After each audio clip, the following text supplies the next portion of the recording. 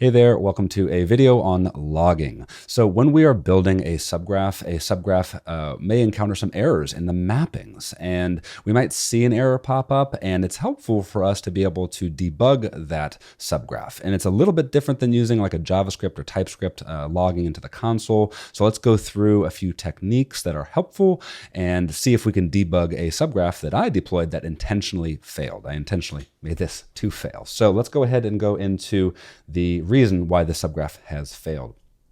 I created a smart contract here. It's called the array emitter smart contract, and it's going to take in a whatever it takes here. It's going to emit this array in the event right here. You can see emit array events, and the array will come out as an event. And here we have right here, this is the event that has been emitted, and the subgraph that I've pointed to this smart contract will index this information. But as you can see, the index number does not go to index 6, 7, 8, 9, 10. It just has a few numbers in there. So let's go ahead and see why the subgraph I created failed. If you look at the mappings here, let's specifically look at this right here, where I'm looking at index number 10 of this array, which as you can see was never emitted. And so the subgraph itself says, what's going on? And it's going to fail because the index is out of range. As you can see right there, it just didn't work. And that's fine. That's like great. We got a great little error message right there. It tells us also it happened in the handle array event. The handler is right there. So we can go in and see it happened in here, and somehow we can figure that out. And so that's great already, just to begin debugging and think, okay, where did this occur? But let's make this a little bit better. Let's see, okay, well, if we were to potentially put in a little bit more information with logging, there we go, copy paste this in here.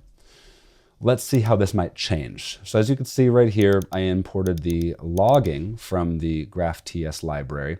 That's going to allow us to log into the subgraph log dashboard. And you can see I've put in XXX1 prior to the handle array event, so it tells us right before. And then XXX2, it's entered the handle array event. And then these little bit of handlers can tell us more specifically in the mappings where this issue occurred. And so let's go ahead and go back to our subgraph and see what this looks like. So let's just go ahead and open up all of the different types of error of the logs. And I'm just going to type in XXX, and we can see an info little bit of a log has X1 and X2. So we can see X3 was never actually achieved.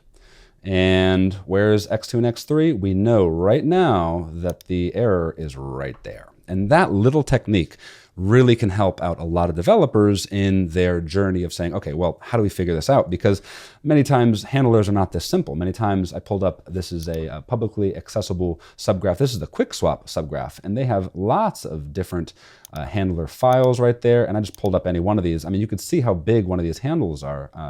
Let's go look at the handle transfer. I mean, it's quite large. And so if there's an error in that handle transfer, and they get this alert in their subgraph that just simply says, hey, we have an issue in just one location of this handle for them, it was the, where is it right here? The handle transfer event, and that's all it says. It doesn't say where it is. Well, it's very simple to put in logs at different sections, 1, 2, 3, 4, 5, and hone in on exactly where that is. And from there, let's go on to a little bit more advanced techniques, not necessarily super advanced, but I deployed a few other versions of this subgraph. I wanted to actually have one that went all the way through here, just so we can see a few more techniques in this subgraph. And let's pull up that as such. I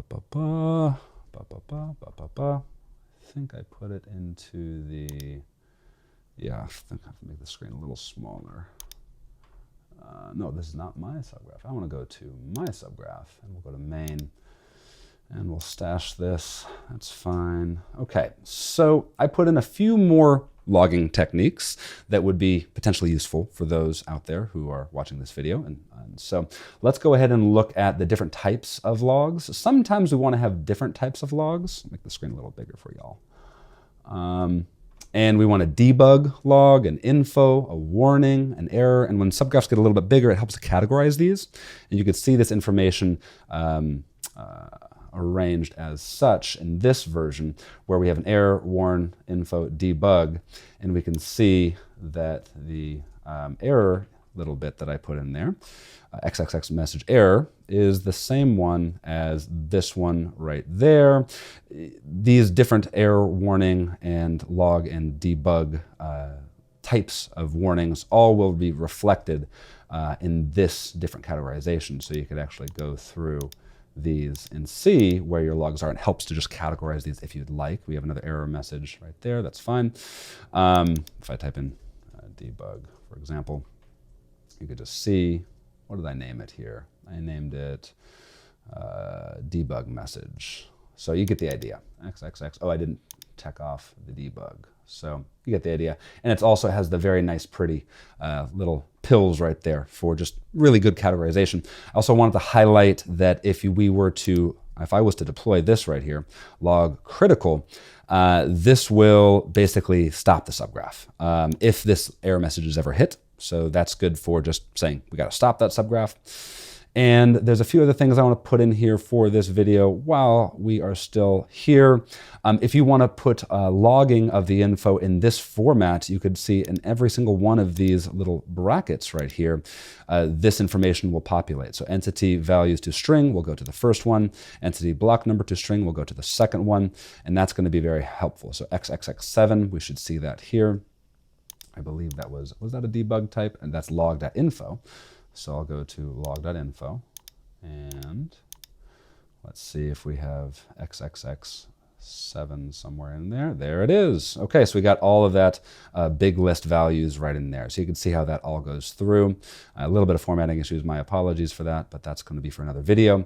This entire technique of just numbering it and going through is quite helpful. And then also I wanted to go through a loop where if you wanted to go through this array, it's a little bit unique in that you have to go and do this formatting of your looping. You can't do other formatting. This is just required with assembly script. And you can loop through using this styling of your logging. So this is XXX8. So let's look at XXX8 and take a look here. And there we go. So we've looped through array item 2, 4, 5, 1. You can see how we've gone through that just as such. And we have all of that looped in. So just different techniques that you can use for logging. I hope this was helpful for the subgraph developers out there and just learning how logs can be really a powerful tool in the subgraph development experience. So thank you for joining. Any other questions, please go ahead and check the documentation and feel free to reach out anytime if you have any questions. Take care.